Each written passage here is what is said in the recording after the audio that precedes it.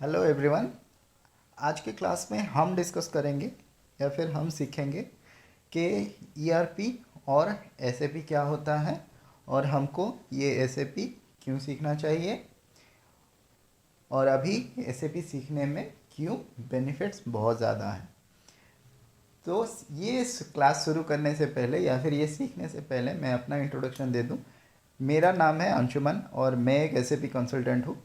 तो मेरा जो एक्सपीरियंस है मोर देन 10 इयर्स का है और ये प्लेटफॉर्म में मैं आपको शेयर करूँगा मेरा जो नॉलेज है, जो मैंने सीखा है एसएपी में, तो वो सारे नॉलेज वो आपके साथ शेयर करूँगा ताकि आपको एक अच्छा खासा प्लेटफॉर्म मिल जाए या फिर आपको एक अच्छा खासा ऑप्शन मिल जाए आपके अपने कैरियर बनाने के लिए।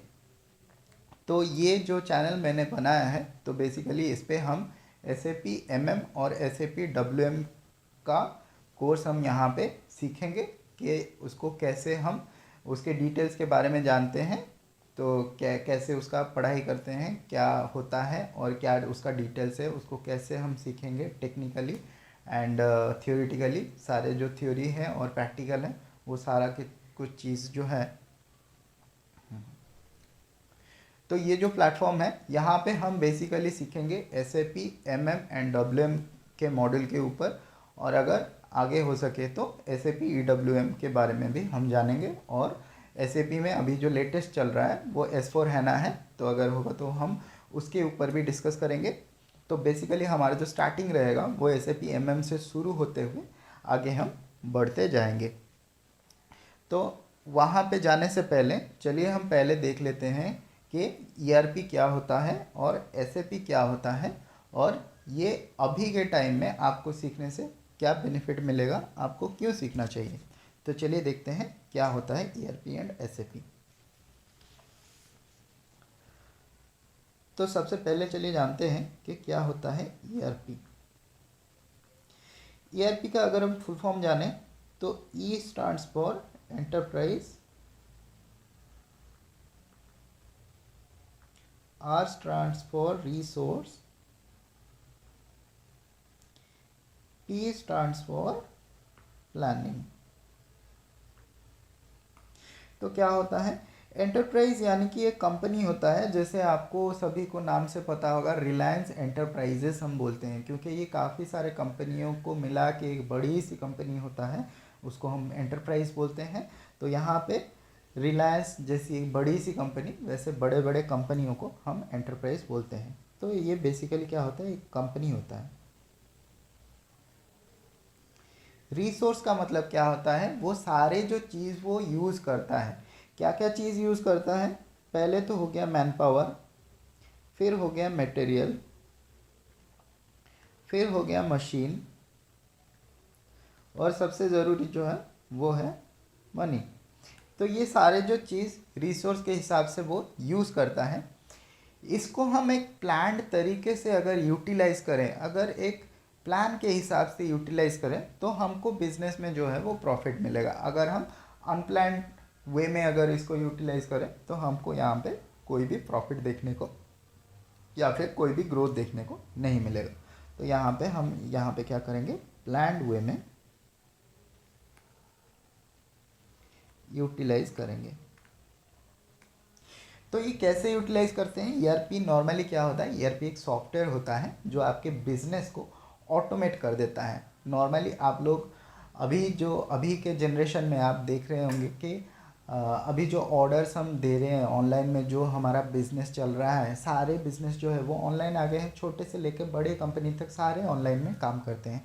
तो ये ऑनलाइन में जो डिलीवरी होता है, जैसे आप अगर फ्लिपकार्ट पे एक ऑर्डर प्लेस करें या फिर अमेज़ोन पे एक ऑर्डर प्लेस करें या फिर कहीं से भी आप एक ऑनलाइन का ऑर्डर अगर प्लेस करें तो वो काफ़ी जल्दी आप तक डिलीवर हो जाता है।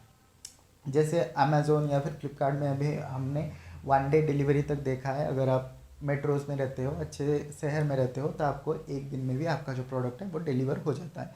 तो वो कैसे होता है, वो ऑटोमेशन के वजह से होता है, क्योंकि सारा जो चीज़ हो गया है वो सारा ऑटोमेटेड हो गया है। तो वो कैसे हो रहा है, क्या काम कर रहा है, हम बाद में जानेंगे।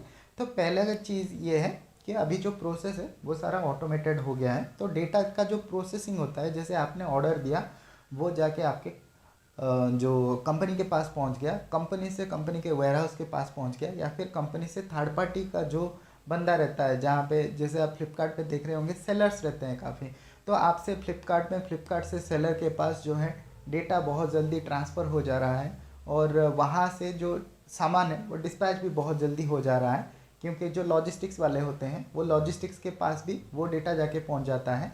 तो ये सारा जो प्रोसेस है वो बहुत फास्ट हो जाता है। कैसे? एक सॉफ्टवेयर के मदद से, जिसको हम बोलते हैं ईआरपी। तो ये नॉर्मली ईआरपी का एक सॉफ्टवेयर होता है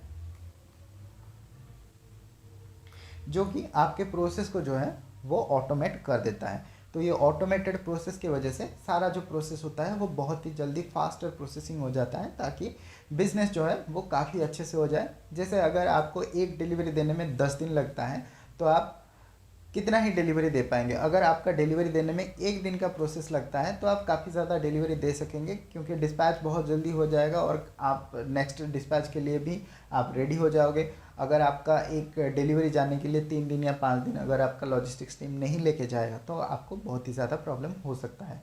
तो इसके हिसाब से हमारा जो प्रोसेस है वो बहुत ही फास्टर हो जाता है। तो ये हो गया हमारा ईआरपी और ईआरपी का सॉफ्टवेयर। तो बेसिकली जब हमको एक ईआरपी सिस्टम या फिर ईआरपी सॉल्यूशन चाहिए, तो काफ़ी सारे कंपनियां होंगे जो ईआरपी सॉल्यूशन बनाएंगे। जैसे हम यूज़ करते हैं, हमारा जो लैपटॉप हो गया, हमारा कंप्यूटर हो गया, हम यूज़ करते हैं, उस पर ऑपरेटिंग सिस्टम डालते हैं, कौन सा? विंडोज़। तो जो विंडोज़ हो गया या फिर मैक हो गया, जो सारा कुछ हम डालते हैं, तो उसके लिए क्या है, एक कंपनी है माइक्रोसॉफ्ट जो हमारा विंडोज़ बनाती है। तो सेम इसका जो सॉफ्टवेयर है ये काफ़ी सारे कंपनियां बनाते हैं। उसमें से सबसे पहला जो नाम आता है वो आता है एसएपी। तो एसएपी एक कंपनी है जो कि सॉफ्टवेयर बनाती है ईआरपी के। तो दूसरा जो कंपनी हो गया वो हो गया ओरेकल। तीसरा जो कंपनी हो गया वो हो गया जेडी एडवर्ड्स। चौथा जो कंपनी हो गया वो हो गया पीपलसॉफ्ट। पांचवा जो कंपनी हो गया वो हो गया आपका डायनामिक्स। तो बेसिकली ऐसे ही बड़े बड़े जो कंपनियां हैं वो एसएपी जो ईआरपी है, ईआरपी का सॉफ्टवेयर बनाती है। तो सबसे पहले हमने एसएपी को क्यों रखा है? क्योंकि एसएपी सबसे अच्छा है ईआरपी सॉफ्टवेयर बनाने में, सबसे आगे अभी है, मार्केट लीडर है अभी ईआरपी सॉफ्टवेयर बनाने में। तो इसका जो ईआरपी सॉफ्टवेयर है ये काफ़ी अच्छा उसका मार्केट कैप्चर है, जो कि नेट प्रॉफिट जो है वो काफ़ी अच्छा है। तो ये जो तो बेसिकली अगर हम माने तो SAP is the market leader of ERP software. उसके बाद आता है ओरेकल, उसके बाद आता है जेडी एडवर्ड्स, उसके बाद पीपलसॉफ्ट, उसके बाद डायनामिक्स।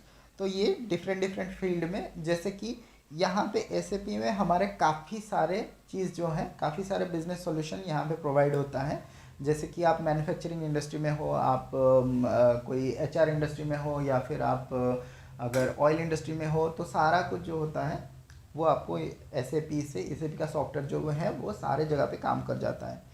लेकिन जैसे जेडी एडवर्ड्स हो गया, ये सिर्फ काम करता है कहाँ पे? ये सिर्फ काम करता है बेसिकली मैन्युफैक्चरिंग यूनिट्स जहाँ पे हो गया, मैन्युफैक्चरिंग यूनिट्स पे बेसिकली वहाँ पे ये सॉफ्टवेयर ज़्यादा पॉपुलर है। ओरेकल का सॉफ्टवेयर जो है वो ज़्यादातर फाइनेंस एरिया में वहाँ पे पॉपुलर है, वो लोग इसको प्रीफर करते हैं। पीपलसॉफ्ट जो हो गया वो एचआर के लिए हो गया। तो बेसिकली यहाँ पे सब एक एक स्पेसिफिक जगह पे ये यूज़ होता है, लेकिन एसएपी हमारा कहीं पे भी यूज़ हो जाता है। तो ये दो चीज़ है एसएपी को अच्छा बताने के लिए, या फिर एसएपी आपको सीखने के लिए अच्छा है। तो ये बेसिकली हो गया, ये मेजर कंपनीज़ हैं जो हमारे ईआरपी के सॉफ्टवेयर बनाते हैं। और हमको अभी जो पढ़ना है वो एसएपी पढ़ना है। तो हमको क्यों एसएपी पढ़ना है, हम देखते हैं कि हमको क्यों एसएपी पढ़ना चाहिए।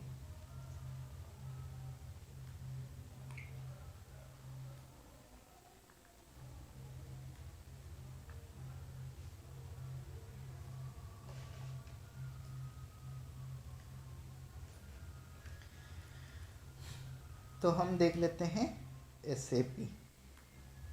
तो SAP क्या होता है, इसका भी अगर हम इसको एक्सपैंड कर दें, या फिर इसका जो नाम है उसको अगर हम एक्सपैंड कर दें, तो S stands for system, A stands for application, P stands for product in data processing.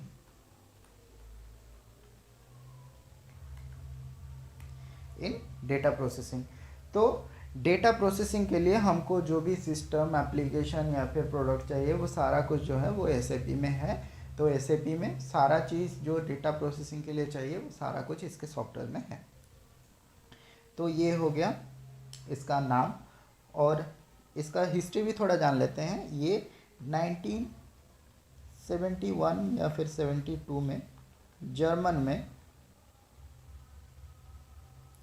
Germany में 4 IBM के एम्प्लॉयज़ ने, 4 एम्प्लॉयज़ IBM के एक्स एम्प्लॉयज़, 4 एम्प्लॉय बन के ये जो सॉफ्टवेयर है इसको डिज़ाइन किया था या फिर इसको बनाया था। तो ये हो गया इसका हिस्ट्री। तो अभी हम जान लेते हैं कि इसको हम क्यों सीखना चाहिए। तो इसका जो स्ट्रॉन्ग पॉइंट है वो क्या है, हम देख लेते हैं। तो पहला जो पॉइंट है वो है स्ट्रॉन्ग इंटीग्रेशन बिटवीन मॉडल्स।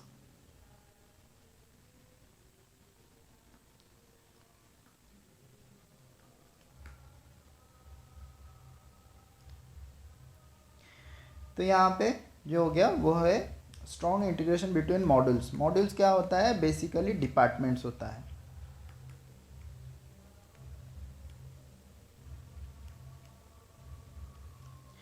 तो बेसिकली क्या होता है, स्ट्रॉन्ग इंटीग्रेशन बिटवीन मॉडल्स मतलब डिफरेंट डिपार्टमेंट के बीच में जो इंटीग्रेशन है वो बहुत ही अच्छा होता है। सपोज हम एक डिपार्टमेंट का कोई डेटा अपडेट कर रहे हैं तो वो दूसरे डिपार्टमेंट में भी फ़ौरन से अपडेट हो जाता है, ताकि हमको जो डेटा अपडेट के लिए कोई टाइम ना लगे। तो इंटीग्रेशन इसके लिए बहुत ही अच्छा होता है। दूसरा जो पॉइंट है वो है ये काफ़ी सारे जो लैंग्वेज हैं उसको सपोर्ट करता है। तो सपोर्ट मेजर लैंग्वेजेस। तो सारे कंट्री के, मोस्टली सारे कंट्रीज़ के जो लैंग्वेजेस हैं वो सपोर्ट करता है SAP, इसीलिए इसका जो रीच है वो बहुत ही वाइड रहता है। नंबर 3 है, ये क्या करता है, ये सारे जो ऑपरेटिंग सिस्टम है, जैसे मैंने कहा कि विंडोज़ है, मैक है या फिर लिनक्स है, तो सारे जो ऑपरेटिंग सिस्टम है ये सारे ऑपरेटिंग सिस्टम पे भी काम कर लेता है। तो supports all major OS operating system. Number 4 जो है वो क्या है, ये आपका सपोर्ट करता है सारे जो डेटाबेस है। हम जो डेटा स्टोर करते हैं, डेटा स्टोर करने के लिए हमको एक डेटाबेस चाहिए, तो वो डेटाबेस जो है ये कोई भी डेटाबेस के ऊपर काम कर लेता है। तो मेजर डेटाबेस किसके किसके होते हैं, जैसे कि ओरेकल हो गया, या फिर SQL हो गया, या फिर इसका खुद का जो डेटाबेस है हैना का, वो डेटाबेस हो गया। तो ये डेटाबेस पे भी ये काम कर लेता है। तो कोई भी डेटाबेस पे ये काम कर लेता है। तो यहाँ पे ये जो 4 मेजर पॉइंट्स हो गए, इसके वजह से ये क्या होता है, रिलायबल हो जाता है। तो ये सारे लोगों के लिए रिलायबल हो जाता है, क्योंकि मेजर लैंग्वेजेस को सपोर्ट करता है और सारे जो ऑपरेटिंग सिस्टम है उसको सपोर्ट करता है। इंटीग्रेशन बहुत ही अच्छा है, डेटाबेस कोई भी यूज़ कर लेता है। तो ये सारी चीज़ों के वजह से ये रिलायबल बहुत ज़्यादा हो जाता है, क्योंकि यहाँ पे जो वैरायटी हम अगर देखें तो काफ़ी सारे जो इसका जो वाइड रेंज है, रेंज बहुत ज़्यादा है। ना ये काटो। तो ये जो 4 पॉइंट के हिसाब से, ये जो 4 मेजर रीजंस के वजह से ये काफ़ी ज़्यादा रिलायबल हो जाता है। तो इसको काफ़ी सारे कंपनीज जो हैं इसको पसंद करते हैं। इसके वजह से SAP का जो रीच है वो बहुत ही ज़्यादा है, और एसएपी जो काम करता है वो बहुत ही ज़्यादा मार्केट कैप्चर पे है। तो इसके हिसाब से हम अगर ये वाला जो टेक्निक है या फिर ये वाला जो टेक्नोलॉजी है, अगर हम इसको सीखते हैं जो कि दुनिया में काफ़ी ज़्यादा पॉपुलर है, तो हमको जो कैरियर अपॉर्चुनिटी मिलेगी वो काफ़ी अच्छा मिलेगा और हमको काफ़ी ज़्यादा कैरियर अपॉर्चुनिटी जो है वो मिल जाएगा। तो इसके लिए हमको एसएपी सीखना अभी अच्छा रहेगा। तो ये हो गया एसएपी आपको क्यों सीखना चाहिए। तो ये हो गया आपको एसएपी सीखना क्यों चाहिए। तो नेक्स्ट देखते हैं एसएपी में क्या क्या चीज़ है और आप क्या क्या सीख सकते हो, कौन सीख सकता है, कब सीख सकता है, ये सारा चीज़ हम देखेंगे। तो चलिए देखते हैं कि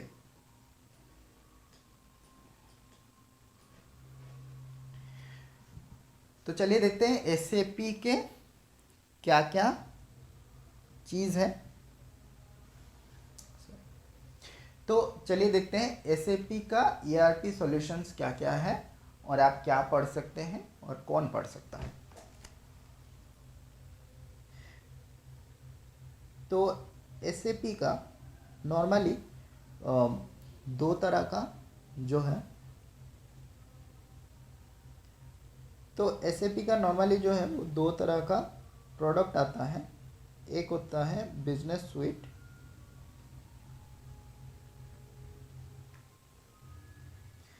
और दूसरा जो होता है वो होता है इंडस्ट्री स्पेसिफिक सॉल्यूशन।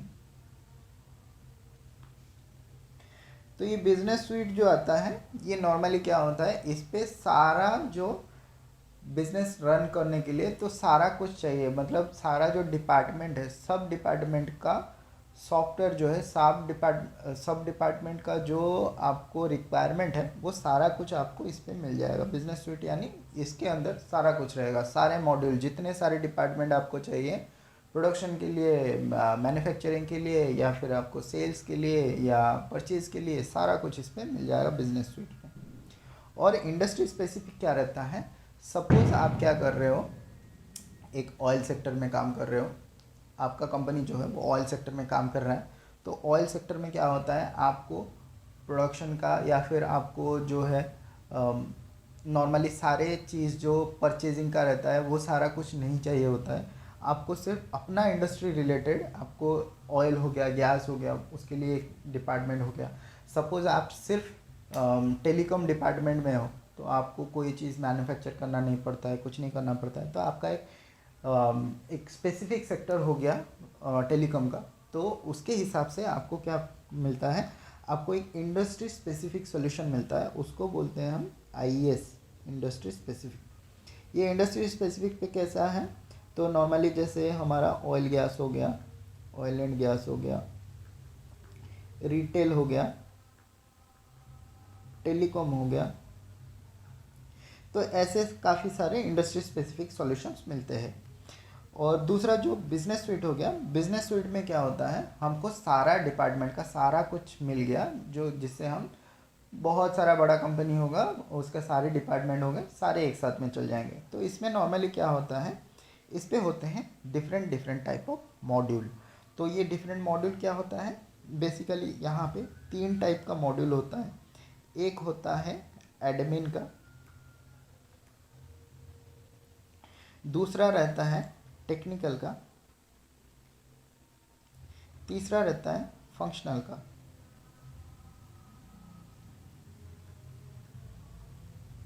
तो ये क्या रहता है, एडमिन नॉर्मली आप को पता होगा, एडमिन सेक्शन में जैसे जो सारे चीज़ मैनेज करते हैं, एडमिन में कोई चीज़ इशू हो गया, कोई यूज़र बनाना हो गया, तो नॉर्मली ये एडमिन जो है इसको बोलते हैं बेसिस।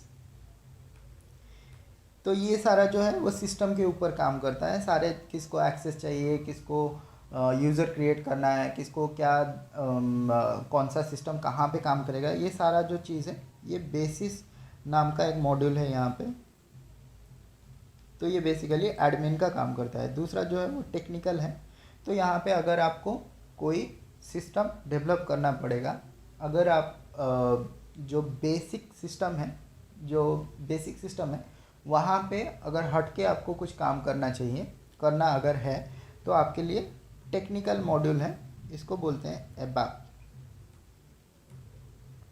एबैप में आप क्या कर सकते हैं, आप यहाँ पे कस्टमाइजेशन कर सकते हैं। मतलब आपको अगर सिस्टम से हट के अगर नया कुछ चीज़ बनाना है तो आप यहाँ पे बना सकते हैं टेक्निकल पे। तीसरा जो है वो है फंक्शनल। फंक्शनल में क्या होता है, जैसे सिस्टम एज इट इज़ है उसको कॉन्फ़िगर करना पड़ता है। तो यहाँ पे दो चीज़ रहता है, एक कस्टमाइजेशन रहता है, एक कॉन्फ़िगरेशन रहता है। तो कॉन्फ़िगरेशन मतलब सिस्टम एग्जिस्टिंग है, आपको बस जाके वहाँ पे कोई नया इनपुट डालना पड़ता है, आपके सिस्टम के हिसाब से आपको एक नया इनपुट डालना पड़ता है, वो हो गया कॉन्फ़िगर। और कस्टमाइजेशन हो गया, आपके पास सिस्टम में अवेलेबल नहीं है, आपको नया बनाना पड़ेगा, वो होता है कस्टमाइजेशन। तो अगर कस्टमाइजेशन चाहिए, ये टेक्निकल मॉड्यूल है, उसके लिए आपको अब सीखना पड़ेगा। अगर आपको कॉन्फ़िगरिंग करना है तो यहाँ पे फंक्शनल मॉड्यूल हो गया। फंक्शनल में काफ़ी ज़्यादा मॉड्यूल है। फंक्शनल में जैसे हमारा परचेजिंग के लिए MM हो गया, दूसरा फाइनेंस के लिए FI हो गया, फिर आपको प्रोडक्शन के लिए PP हो गया, फिर उसके बाद आपको वेयर हाउसिंग के लिए WM हो गया, फिर सेल्स के लिए SD हो गया।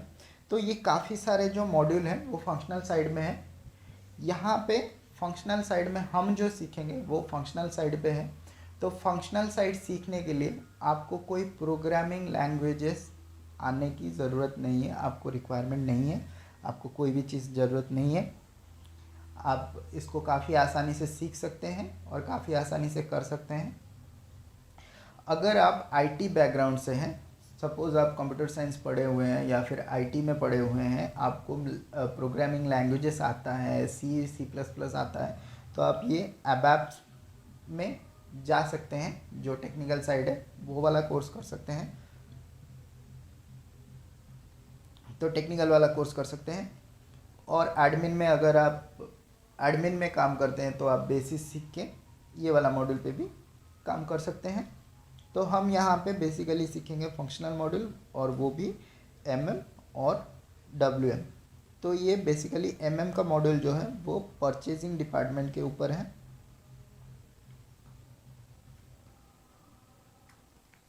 और ये WM का मॉड्यूल जो है ये बेसिकली वेयर हाउसिंग के लिए है।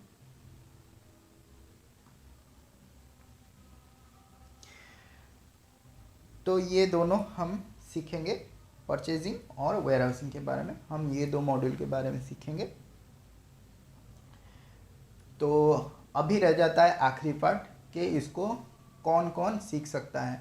तो इसको सीखने के लिए बेसिक जो रिक्वायरमेंट है फंक्शनल साइड में फंक्शनल कंसल्टेंट बनने के लिए, फंक्शनल साइड सीखने के लिए जो बेसिक रिक्वायरमेंट है वो है ग्रेजुएशन। अगर आप एक ग्रेजुएट हैं, सिंपल ग्रेजुएट हो, आप कोई टेक्निकल ग्रेजुएट हो, मतलब आप BTech या फिर BE या फिर कोई भी टेक्निकल ग्रेजुएट जैसे BCA हो गया, अगर आप वो किए हैं, या फिर आपने अगर प्लेन ग्रेजुएट है, जैसे आप ग्रेजुएशन जैसे हमारा, या फिर अगर आप सिंपल ग्रेजुएट हैं तो भी आप ये कोर्स कर सकते हैं, आपको जॉब मिल जाएगा इसमें। ये नॉर्मली बेसिक क्राइटेरिया जो होता है वो नॉर्मल ग्रेजुएशन के लिए ही होता है।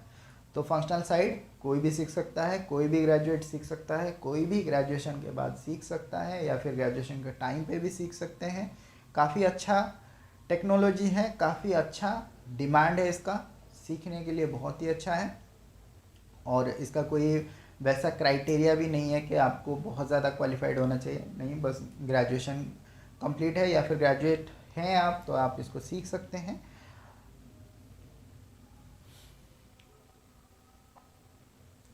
तो ये था आज का वीडियो और ये था आज का क्लास। तो मिलते हैं अगले क्लास में। SAP MM क्या होता है, SAP MM में काम कैसे होता है, परचेजिंग में काम कैसे होता है, तो वो सारा सीखेंगे हम अगले क्लास में। तो मिलते हैं अगले क्लास में, तब तक के लिए बाय बाय।